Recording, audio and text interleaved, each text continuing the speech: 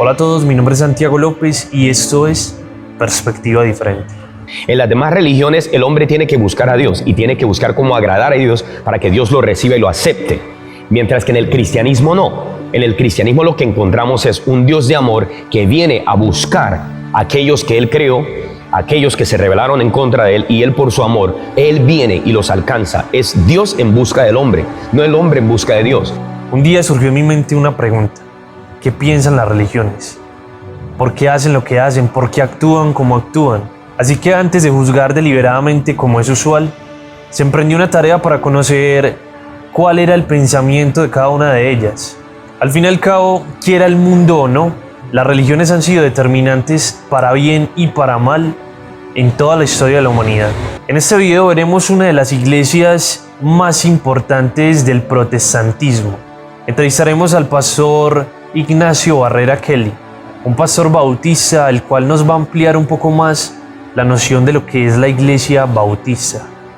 Las iglesias bautistas surgen dentro del mismo proceso de la reforma, que parte del rompimiento, la separación de los movimientos que, como denominado por la misma iglesia católica, protestantes, basado pues en la protesta que hizo Martín Lutero en cuanto a algunas doctrinas y algunas enseñanzas y prácticas que la iglesia católica tenía, a las cuales muchos de ellos no estaban de acuerdo. Parte desde el comienzo es los anabautistas. Anabautistas es como que la oposición al concepto de que un niño se puede bautizar y ya un bebé sin su conocimiento, sin haber tomado la decisión él mismo de ser parte del cuerpo de Cristo, de aceptar a Jesucristo como su único Señor y Salvador, es bautizado y con eso ya termina. Entonces, para los bautistas, el énfasis está en no hay bautismo real sin un arrepentimiento genuino. Y un bebé no se puede arrepentir de absolutamente nada. Las personas cuando son bautizadas es porque ya tienen un entendimiento pleno de lo que es ser cristiano, reciben a Cristo Jesús como su único Señor y Salvador y ya después de eso ya se bautizan. Uno de los personajes más importantes de la historia del protestantismo, de la cristiandad en ese sentido, fuera de la Iglesia Católica, ha sido Martín Lutero, un personaje bastante controversial que se salió completamente de todas las normas que tenía la religión católica aproximadamente en los años 1500. Lutero no tenía la intención de destruir a la Iglesia Católica, no tenía la intención tampoco de crear nuevos movimientos, y mucho menos la Iglesia luterana. Lutero muere, y yo creo que si hoy en día resucitara y supiera que hay una iglesia luterana, vuelve a morir, porque no era la intención de Lutero. Lutero lo que buscaba era el diálogo para hacer unos cambios y unos ajustes. Lutero en sí fue un fiel católico, seamos reales y honestos, ¿sí? Fue un fiel católico y él quiso simplemente enderezar la senda de la iglesia como tal. Es el orgullo del ser humano.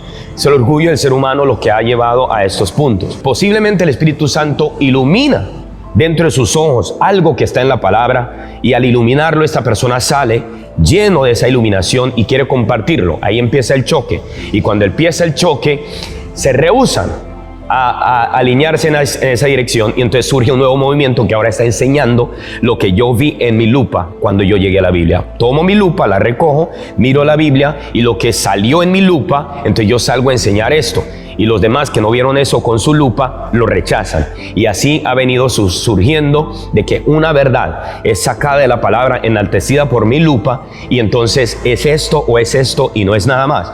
Eso causa conflictos, divisiones, y así se van creando toda una serie de denominaciones basándose en lo que cada persona vio en la lupa. No necesariamente incorrecto en algunos casos, sino que simplemente tal vez enaltecido demasiado, y entonces ahí empiezan los problemas con las otras denominaciones o los que simplemente no vieron eso en la lupa. Creo que una de las preguntas más determinantes en estos temas es por qué una persona, teniendo una convicción, decide cambiar completamente y pasar a otra religión o cambiar de convicción por completo. Bueno, sí, eso es un fenómeno muy común. Tenemos muchas personas que pasan de una denominación a otra. Tenemos bautistas que se pasan a adventistas que se pasan a los bautistas, y aún bautistas que son católicos, y así sucesivamente de todos.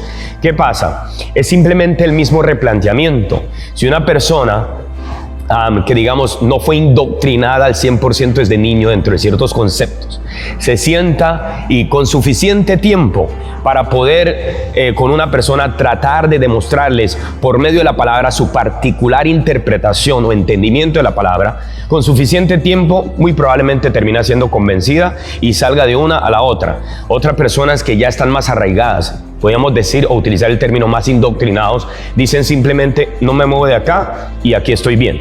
Entrar dentro de las diferencias y la esencia de las diferencias trae muchas controversias. Yo creo que es importante que cada persona conozca su fe y más que todo de dónde nació mi fe, aquello que yo creo que ese es el dilema exacto que cada persona tiene que plantearse. Yo tengo que sentarme yo mismo, no basado en lo que me indoctrinaron, no basado en lo que me enseñaron y lo que me han metido desde niño, no. Yo tengo que sentarme y decir, bueno, primero, ¿de dónde surge mi particular denominación? ¿Dónde nace históricamente? Y mirar exactamente dónde nace y cuáles son los planteamientos del nacimiento de este movimiento en particular. ¿Cuáles fueron los sucesos que llevaron a eso? ¿Cuáles fueron los planteamientos que se hicieron cuando nació esa fe en particular? Es claro que las religiones han sido determinantes a lo largo de la historia, pero ¿son verdaderamente necesarias las religiones en este momento? ¿Son verdaderamente necesarias para la humanidad? Está el planteamiento de la religión como tal, que religión en su esencia es el hombre en busca de Dios.